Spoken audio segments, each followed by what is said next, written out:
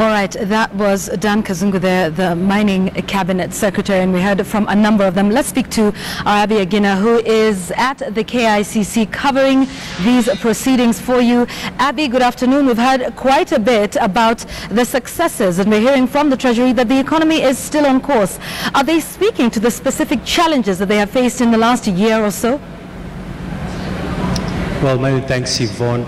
As you mentioned there, a lot of the cabinet secretaries were simply making their deliverables known to the Kenyans who are attending this particular third ministerial public conference that actually did see a good number of Kenyans attend and listen in on some of the conversations around what the Jubilee administration has been able to achieve. Earlier on, we did see the Cabinet Secretary in charge of Treasury, Henry Rotich, making his presentations indicating that he was able to raise the Eurobond, which was money that was key in trying to drive Kenya when it comes to achieving some of the infrastructure projects. Well, we now want to get into a conversation with the Principal Secretary in charge of Energy, Engineer Joseph Njoroge, who is one of the key, it's actually one of the key ministries in the Jubilee administration, and they have had a good run so far, but we now want to interrogate the numbers from where they sit, and he is now joining us this afternoon. Thank you very much, PS Njoroge, for joining us this on to get just the latest regarding the Jubilee scorecard. This is the third time that the Jubilee administration is making known to Kenyans what they've been able to achieve from the energy sector. What would you say were some of the key highlights of what the ministry was able to achieve? Thank you, Agina. Indeed, we have had some very good achievements, together with some challenges in some areas. But more importantly, if I may focus on the deliverables. Yes. In the area of power generation, for the last 3 years, we've been able to bring on board 640 megawatts. And these 640 megawatts mainly consists of geothermal. More than 320 megawatts was in form of geothermal energy. And this geothermal energy has had a very significant impact in terms of the reduction of the price of electricity, mainly because we have been able to displace most of the thermal plants.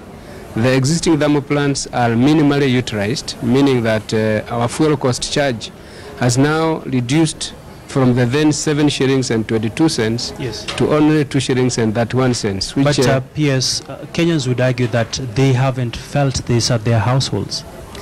Kenyans may argue that they have not felt it, but you know, these are numbers, and you can't play around with the numbers.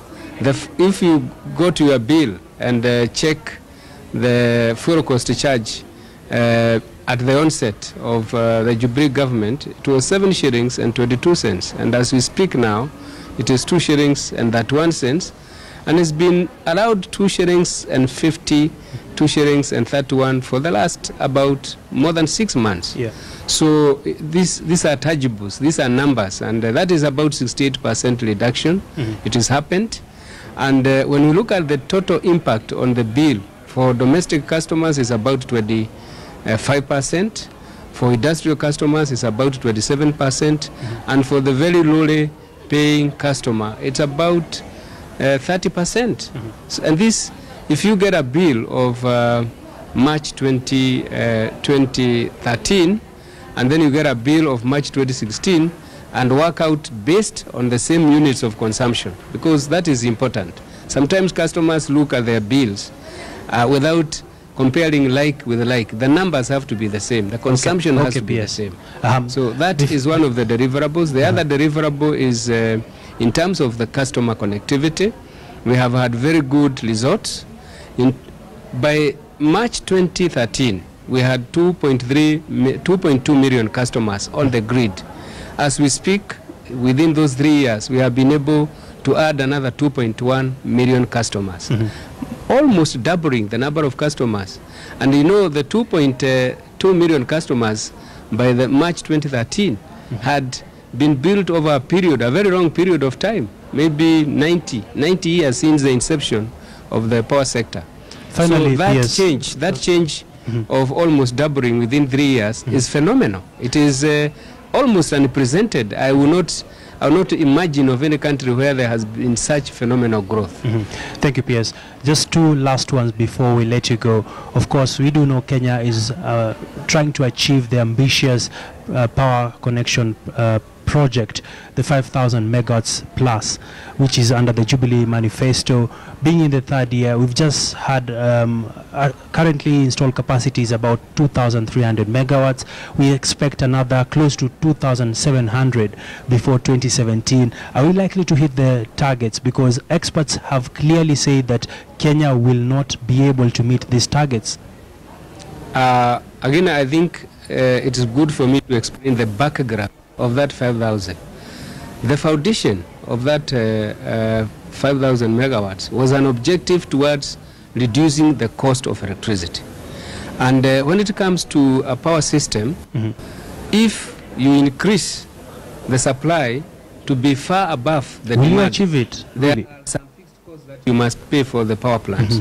So if you oversupply or overplant the generation plants, you are likely to end up with an increased cost of electricity, because the fixed cost will still have to be paid. So there has to be a balance. You go to balance. We base the 5,000 in anticipation of unprecedented demand growth. And unfortunately, we have not seen that demand has not picked up as much as we expected. And therefore, we have to start scaling down. We cannot oversupply. If we oversupply beyond, because there are situations where experts are saying Kenya is likely to have an oversupply of electricity into the grid, which will be expensive. At the same time, this excess power, where will it go to? We are careful, and we know that. And that is why we have even delayed some of the power plants. You remember we have had an LNG plant in Mombasa, Dogokudu. We haven't you have not seen it start. We had a plant in Kitui. We haven't started, simply because we have to balance. It's a very delicate balance to ensure that you do not oversupply, but you also don't suffer inadequacies. And as we speak, we already have a reserve margin of about 600 megawatts, good enough for our system. Beyond 700, 800, it would be very painful to the economy, because we would start paying for fixed costs of generating plants, and yet we are not consuming that power. So as far as the power system is concerned, for the first time you have not seen any rationing spelled out in the papers. You remember we used to advertise for several sessions of rationing. Yes. We haven't had any rationing. Even last 2 years, I think 2 years ago, we had an adverse dry weather, but we still do not have any rationing regime that we initiated. So that tells you that we have had some very positive change in terms of adequacy of the power that we have. We have had some reduction in the price, which is again a very, very unprecedented development. And of course, as we continue to do more geothermal, we expect even to continue getting a reduction in the fuel cost charge. I would say that the power sector has done extremely well in terms of ensuring that customers are not interrupted because of a program that is brought about by inadequate supply of electricity. We've had reliable power supply, and I would think that it's a good It's a good achievement. And lastly, Engineer Njoroge, you also handle issues to do with petroleum. Kenya had set out that it will be doing the Lamu, South Sudan port, the LAPSET, that's actually meant to link Kenya, Sudan, and Ethiopia. We haven't seen much of activity happening with LAPSET. At the same time, we discovered oil in Turkana. The other day, we discovered in Kerio Valley. We are yet to see any substantial projects coming out of this in regards to construction of a pipeline. Where are we? Have we lost the course? No, we haven't lost the course, Arjuna. In Lamu Port, there are quite a lot of activities going on. The 3 berths are already initiated in terms of construction. But you are behind schedule. We are behind schedule, but the 3 ports, the work is already ongoing. I have been on site myself to witness the commencement of the works. We've got a 220 kV power transmission line into Ramu. And in the next 2 months, we will actually be supplying Ramu IRAD with the grid power. Because we've been able to get power from Lamu mainland to the Lamu IRAD. Okay. And the system is just about to be completed. So in 2 months, we should be able to get the grid supply there. A very good achievement again. Fantastic. So that is all in support of LAPSSET. Many thanks there, Engineer Joseph Njoroge, just walking us through some of the key achievements under the Ministry of Energy and Petroleum.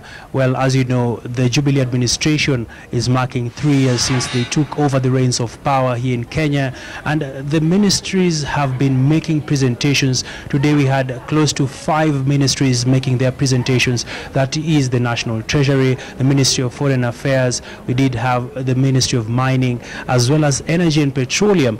All the cabinet secretaries were quite optimistic, indicating that they are sort of achieving the set out targets in the Jubilee Manifesto. Of course, tomorrow the sessions will be going on. We'll be having, just to give you a quick rundown, Yvonne, we'll be having Education Ministry, we'll also be having the Ministry of Interior, Agriculture, Public Service, Youth, Sports and ICT. Well,